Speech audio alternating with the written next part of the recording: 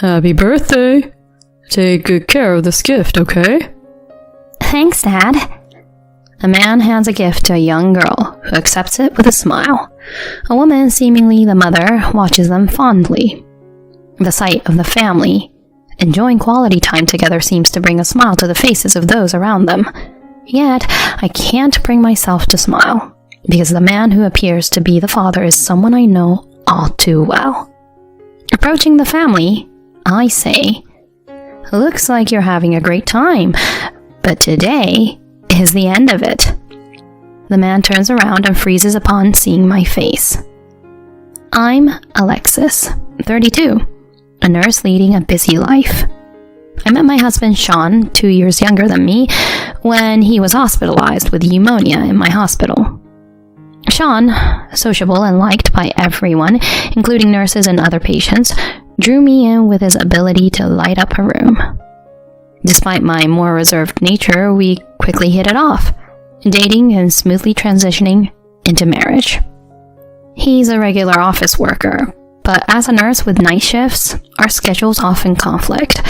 Yet we've managed to support each other through it. We've been married for 5 years, but don't have children yet. We do want them eventually, but he always says, "Let's wait patiently, as children are a blessing." Moreover, his company hasn't been doing well lately, increasing his overtime and overnight stays. His travel for work has increased, drastically reducing his time at home. Working nonstop, he had me worried about his health. It's terrible how his company overworks his staff in these tough times. I thought he should consider changing jobs, but he had no such intentions. "I've been with the company for a long time. I want to help it recover. I can't just abandon them by switching jobs now. I know it's tough on you, but can you hang in there a little longer?" In response, I said, "I'm fine, really. I'm just worried you might wear yourself out. You've been working non-stop lately. I'm afraid you'll collapse one of these days." "Sorry for worrying you. I'll be fine, though. I make sure to take breaks. Once things settle down at work, let's go somewhere together." He seemed committed to his company, so I decided not to push the job change. Little did I know that it was all a lie. He seemed to find fulfillment in his work, and I too took pride in being a nurse. It's fulfilling to see patients I've cared for leave the hospital in better health. Some patients, overwhelmed by illness and stress, become frail. While severe cases are handled by counselors, we nurses often offer advice and a listening ear to those with smaller concerns. For example, an elderly woman worried about not hearing from her son, or a man anxious about his unmarried daughter. And there are even cases like, "I got married but then quickly divorced. What should I do?" While I can't always offer advice, just listening seems to help their healing. It's true what they say about health being influenced by one's state of mind. Sometimes just talking about your problems helps. That's why I wish Sean would share his troubles and complaints with me. It might not solve everything, but it could at least provide some relief. While I was preoccupied with worries about him, trouble came my way. One day, Sean returned from work and announced he was going on a sudden business trip. That's so sudden, especially on our anniversary.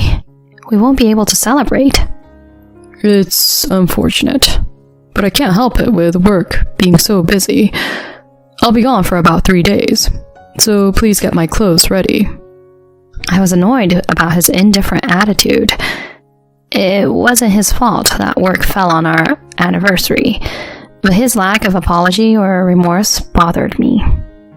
I had planned a special dinner and wine for us since I was off work. Disappointed, but not wanting to complain, I asked him, "Where is this business trip to?" "California. There's a meeting with a client there." "Be careful. Could you let me know where you'll be staying? Just in case I need to reach you." With that, he started acting nervously. a sure sign he was lying. Unaware that I knew his tell after 5 years of marriage, he continued. I might stay with a friend in California. Hotels are expensive. Oh yeah? Then give me your friend's contact info. No, you don't know them. It would be awkward. Just call or text me if you need me. True to his excuses, Sean didn't give me any contact details, deepening my suspicions. The next day, after he left for work, I couldn't shake my irritation. Feeling gloomy, I called a friend in the next town to vent. While chatting, I felt the urge to meet up. Since we're both off, want to hang out? I suggested. She agreed, so I headed to her town. We met up around lunchtime and decided to eat at a restaurant. That's where we saw something shocking. While looking at the menu, we heard happy voices from a nearby table. Turning, we saw a family of 3, apparently celebrating their daughter's birthday. Happy 6th birthday, Zoe. Thank you, Mommy and Daddy. The father, beaming, hands his daughter a gift, which she happily receives. The mother watches them with a loving gaze. It's undoubtedly a scene of a happy family. I suddenly notice the father's face and am shocked. It's Sean, who's supposed to be on a business trip. Why is he here instead of California? The resemblance is too striking to be a mere look-alike. He's even wearing the clothes I prepared for his trip. It's definitely Sean. Deciding to test the waters, I call his cell phone. The man steps outside to take the call, and sure enough, it's Sean who answers. Hey, what's up? I'm at work right now. Don't call me suddenly like this. It's indeed my husband. That jerk. I had so much to say, but I held back. Sorry, just checking if everything's okay over there in California. How is it? Yeah. It's warm here. Sean lying so easily. He said he was busy with work and quickly hung up, returning to his table. I was at my breaking point. Unforgivable.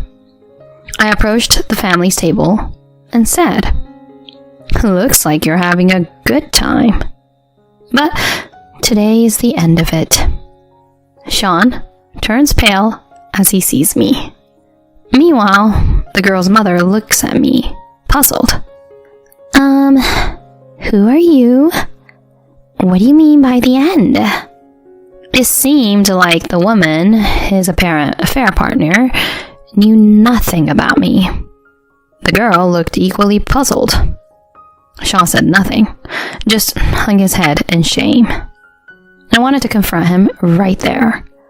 But considering the other customers and not wanting to spoil the innocent girl's birthday, I decided to let it go for now. Oh, sorry, my mistake. You have a lovely family. Happy birthday, young lady. I left the restaurant with my friend, who also knew Sean, and glared at him. We pretended to leave, but waited outside for them. After about 30 minutes, they came out, the woman and girl, happily talking about the present. Sean forced a smile, but it seemed strained. My friend and I discreetly followed them. They eventually entered a large, fancy house with a big yard. It appeared they lived there. What was his relationship with them, and how had they met? I wanted to confront him immediately, but restrained myself for the sake of the girl. We have other things to prepare, so we decided to head back. My friend was even angrier than me about the situation. I'm in shock by his betrayal, but hearing my friend call Sean the lowest of the low lifted my spirits a bit. She offered to be there for me when we have our talk. I was grateful for her offer, but didn't want to get her involved any further, so I declined. Even so, she said, I'm here to listen if you ever need to talk, and squeezed my hand tightly. It seems I was unlucky with my husband, but lucky with my friend. I tried calling Sean and sending him messages several times, but he ignored them all. Ignoring me won't change the fact that I saw him. He might try to claim that it was a case of mistaken identity, but I won't let him get away with that. The next day, I staked out Sean's mansion again. After confirming that the girl had left for kindergarten, I knew it was the right time. I rang the mansion's doorbell, and the woman from the restaurant appeared. She recognized me and asked in surprise, "Are you the lady from yesterday?" I didn't waste any time and said, "I apologize for bothering you yesterday. Actually, I recognized the man you were with and had to speak to him. Could you call him out for me?" The woman looked troubled, but eventually she called Sean. When he came out, he turned pale upon seeing me. His eyes darted around, showing his nervousness. Without hesitation, I confronted him directly. "Sean, what the hell is going on? Explain yourself." Then, unbelievably, he pretended not to know me. I'm sorry, but who are you? Don't call me by my name so casually. What? What nonsense are you spouting? Cut the crap. Excuse me? I don't know any woman like you. If you keep this up, I'll call the police. Please, leave now. He continued to feign ignorance, an unsightly act. I was boiling with anger. Just then, someone shouted from behind me. You shameless, foolish son. What are you doing? That's right. How could you, with Alexis here? Sean's face stiffened as he saw who was speaking. Mom? Dad? Why are you here? Indeed, it was Sean's parents who were berating him. Behind my in-laws, my own parents were glaring at him. I had called them, thinking it's better to have more support in confronting him. What followed was chaotic. My father-in-law hit Sean, and my mother-in-law beat him with her bag as he fell. My parents kept cursing him, and the woman looked flustered by the scene. I just watched silently, making no move to help him. Finally, to avoid causing a disturbance in the neighborhood, the woman shouted, "This is causing too much trouble," and led us into the house. Once we calmed down, I asked about her and Sean's relationship. Her name was Amy, and the girl was her daughter, Zoe. Sean had been dating her with the intention of marrying her.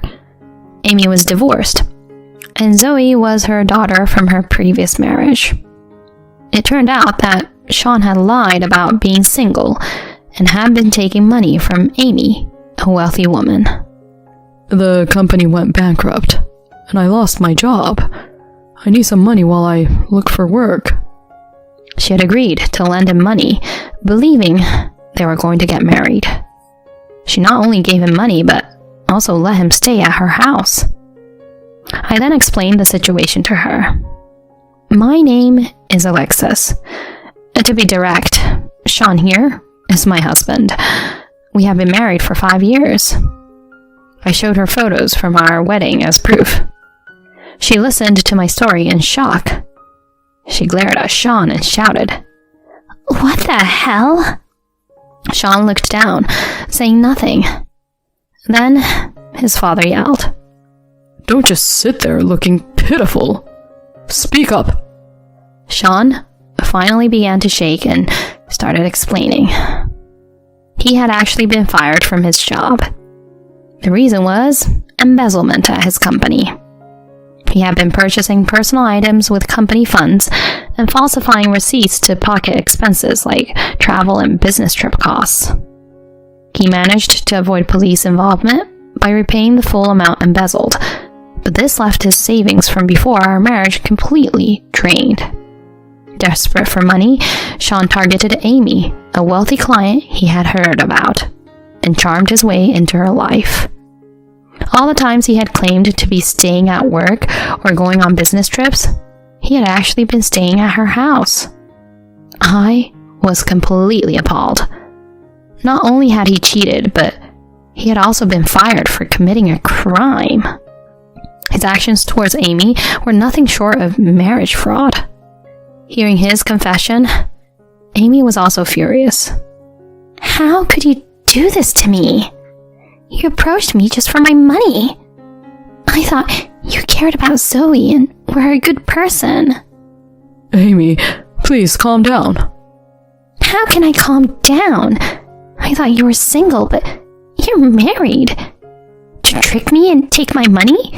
That's fraud. I'm going to sue you. She had every right to be angry. She was a total victim in this. I also joined in, confronting Sean. I agree with her. You are truly the worst. I'm going to divorce you and sue you for infidelity. Be prepared for that. Hearing this, he began to panic and begged me. Please, forgive me. It was just a moment of weakness. I never thought it would turn into such a big deal. I'll change my ways and work hard from now on. Please, forgive me. I was appalled by his brazen plea. Could he really believe that after all he's done, his request would be granted?